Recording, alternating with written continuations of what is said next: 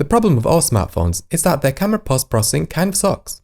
I've used Samsung, Apple, Google and OnePlus, and none of their cameras are truly perfect.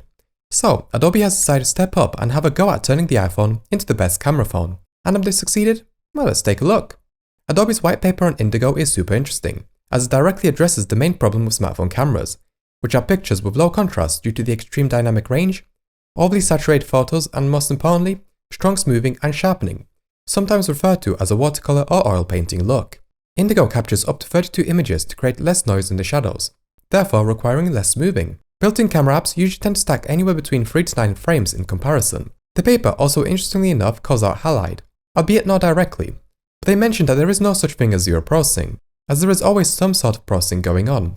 Even something as basic as a white balance is still a process. So first, let's put this claim to the test. And yeah, they certainly removed any of the sharpening that was applied by Apple.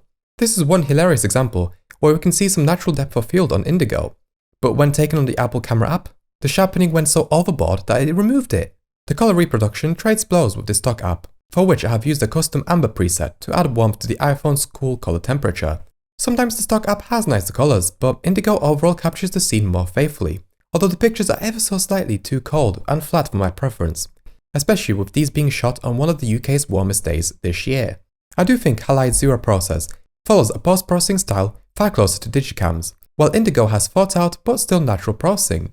What absolutely wins compared to the stock camera is that Indigo shoots DNGs plus JPEGs, so you can go and tweak the colors and sharpness afterwards. I mean, yeah, ProRAW exists, but even Apple's RAW files already have a heavy post-processing stack, so while you can get more control over the image, it's very hard to remove those stacks.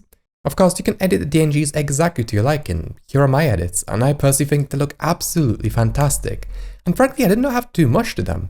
I just cranked up the vibrancy by 18 and added more texture as I found the pictures to be a bit too soft by default.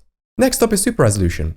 The trend at the moment are 5x lenses, which are frankly a crap idea. The S23 Ultra did it the best, while Indigo promises to make the 5x camera a bit more useful, by letting you shoot at 10 times without any sort of AI upscaling like on the stock camera app, by using your natural handshake when holding your iPhone to provide extra information about the frame.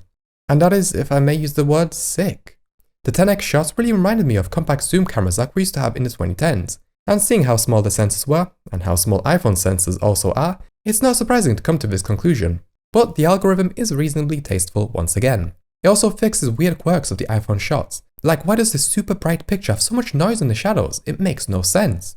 The telephoto's camera's output seems to be once again a bit hazy and lacking in detail, but with slight tweaks in Lightroom, the 5x and 10x shots look brilliant. I thought I'd take it to an absolute extreme by doing a roughly 30 times comparison with the S23 Ultra.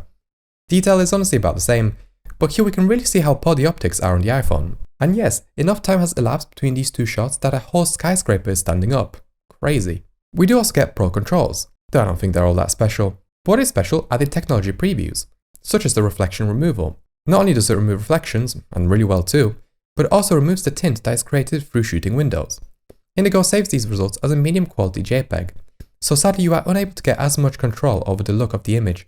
I am extremely excited for the future of Indigo, especially considering that this is just a tech preview that doesn't even require Creative Cloud yet, and yet it already solves the problem of smartphone processing. At the end of the day, smartphones are incredibly powerful, so why not take advantage of that power to make images that are actually good, instead of using the power to instead make a photo that's worse than a 15-year-old digicam. Plus, with these low-powered chips that can play PS4 era titles, why not use all of that power to take photos that you would not be able to with a dedicated camera? Someone is finally thinking outside the box once again, and it's the same man that thought outside the box and made the best smartphone camera of its time. So that was a lot of Adobe glazing, which is very unexpected for me. So to stop myself being overexcited, let me tell you about some of the glaring problems with the app. One is that the photo needs to process while the app is open, and this takes about 5 seconds. Not really a big problem, that's iOS in a nutshell. I cannot even lock my screen when sending a video on Telegram. But the bigger problem is the heat that the app generates. I have the 16 Pro Max, which runs cooler than the 15 Pro that I used to own. So while I didn't have the phone downright overheat on me or anything during my test shoot, the screen got so dark it was impossible for me to see. But it was also a low 30-degree day with zero wind, so keep that in mind. But anyway, I hope you enjoyed this video and thank you for watching.